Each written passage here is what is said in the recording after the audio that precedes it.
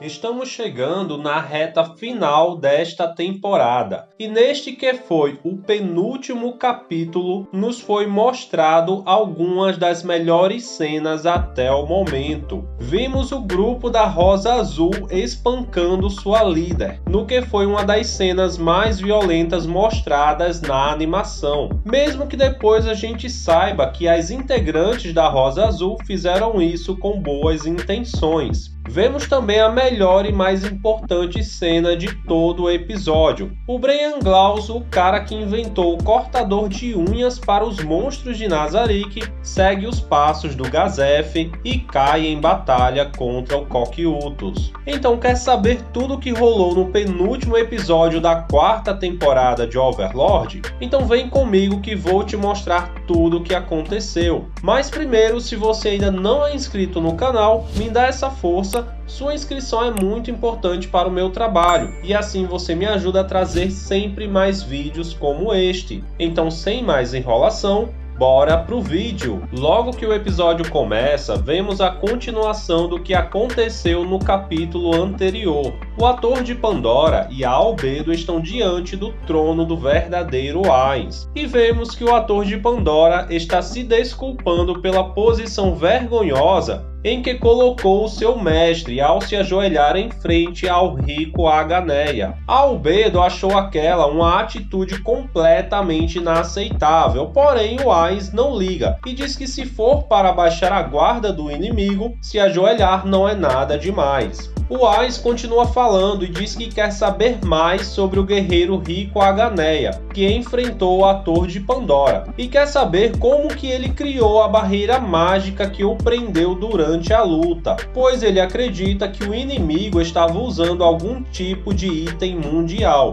visto que somente a Albedo, que também estava de posse de um item mundial, foi quem conseguiu atravessar aquela barreira. E ainda tentando descobrir mais sobre aquele novo inimigo, o Ainz começa a se indagar sobre o que aconteceria se ele próprio fosse derrotado em batalha e precisasse ser ressuscitado, pois ele já confirmou que a ressurreição funciona com os NPCs de Nazarick, porém isso não quer dizer que o mesmo valeria para ele. Ainda nesta mesma linha de raciocínio, o Ainz começa a se recordar que os antigos heróis daquele mundo também eram players, mas depois de morrerem não foram ressuscitados, pelo menos não que a gente saiba até o momento. E galera, acredito que diferentemente dos antigos players, o Ainz poderia sim chegar a ser ressuscitado, pois ele possui algo que aqueles jogadores não possuíam, que é a grande tumba de Nazarick. O seu quartel-general foi transportado juntamente com ele, e além dos NPCs e várias outras criaturas que ali habitam, existe também uma enorme quantidade de recursos e itens mágicos que poderiam ser utilizados para ressuscitar o Ainz caso ele fosse derrotado, o que sinceramente acho muito difícil de acontecer. Após refletir um pouco sobre isso, o Ainz se levanta e diz que irá até a capital do reino para acompanhar de perto seu plano e assisti-lo até o final. A cena muda e vemos algo bem comovente, a Renner dando assistência a um dos orfanatos que ela patrocina.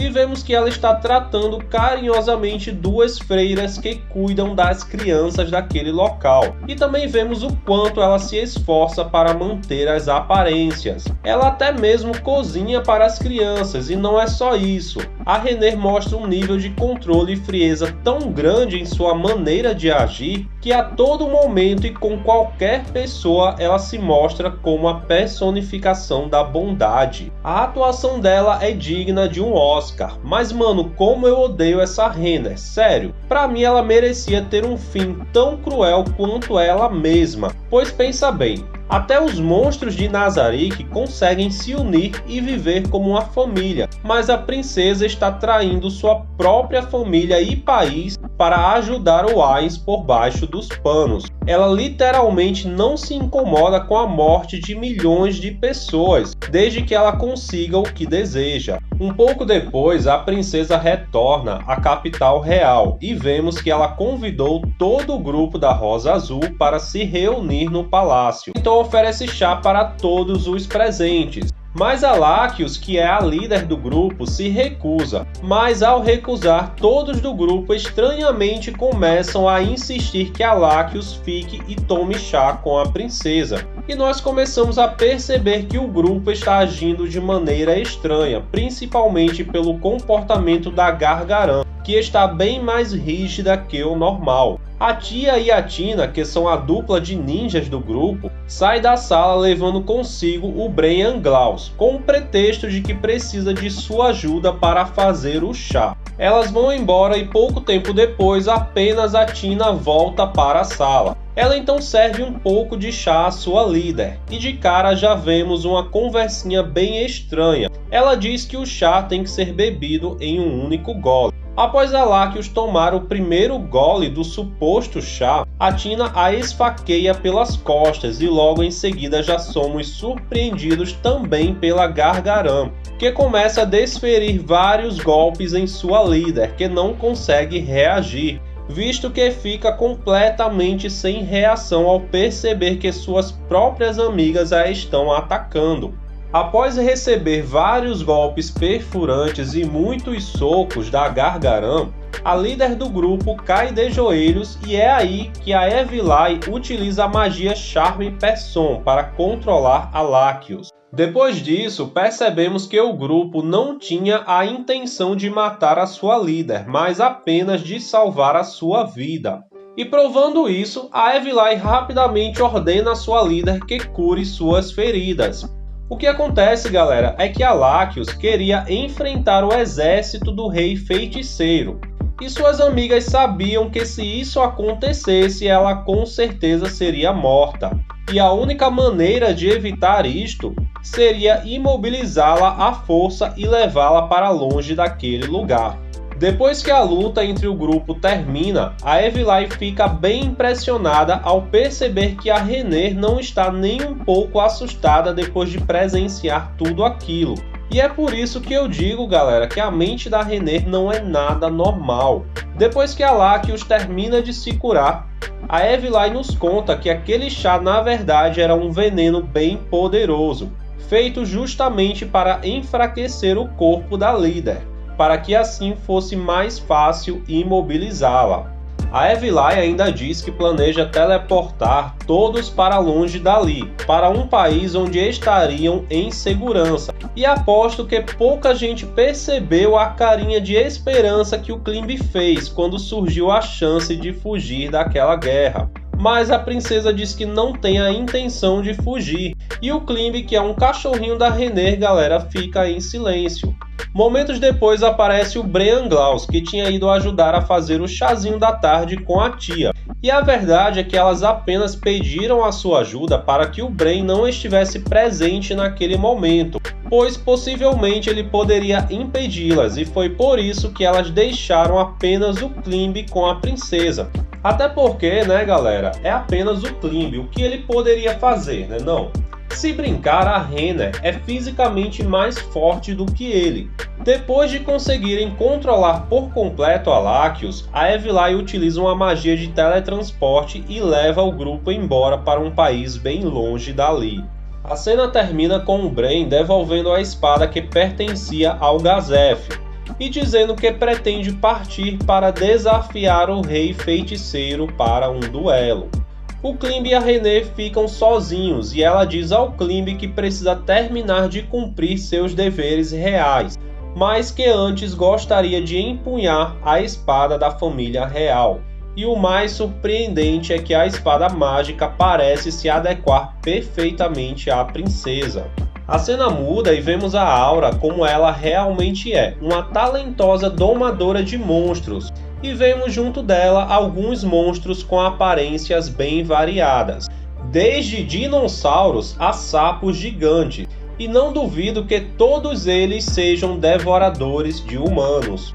A Aura chega então até as muralhas da capital real, que está sendo guarnecida por alguns soldados que ficam apavorados com a visão daquelas criaturas.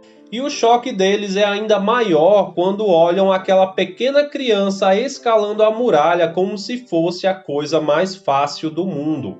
A Aura mal dá atenção para os soldados e verifica no mapa a sua localização atual, e em seguida, seus monstros de estimação surgem logo atrás, enchendo de terror todos os soldados.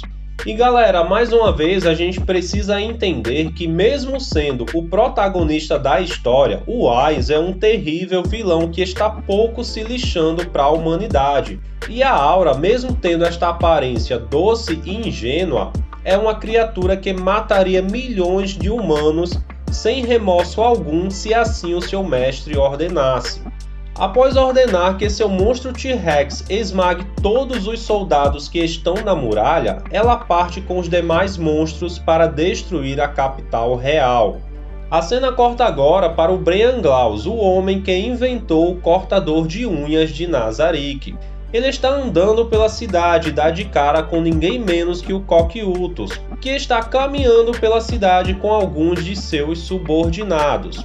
Ambos se apresentam da mesma forma que dois cavaleiros medievais fariam e imediatamente se preparam para a batalha. O Cocytus saca uma espada, a lâmina do Imperador Matador de Deuses. O Bren assume sua postura de ataque mais poderoso, se fortalece ao máximo com suas habilidades de guerreiro, extraindo ao máximo cada gota de energia em seu corpo. O esforço é tanto que vemos ele sangrar pelos olhos e nariz.